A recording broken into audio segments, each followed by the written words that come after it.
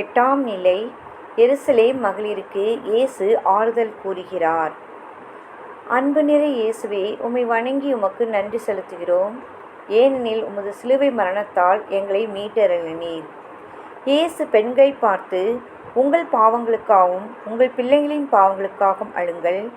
இறைவனிடம் வருந்தி மன்னிப்பு பெறுங்கள். எங்கள் மீது இரக்கமையும் ஆண்டவரே, எங்கள் குற்றங்களை மன்னித்து எங்களை நல்வழிப்படுத்தும். விழி நீர் பெருக்கிய மகளிருக்கு அன்பு மொழி நீ வழி தொடர்ந்தே. விழி நீர் பெருக்கிய மகளிருக்கு அன்பு மொழி நீ வழி தொடர்ந்தே.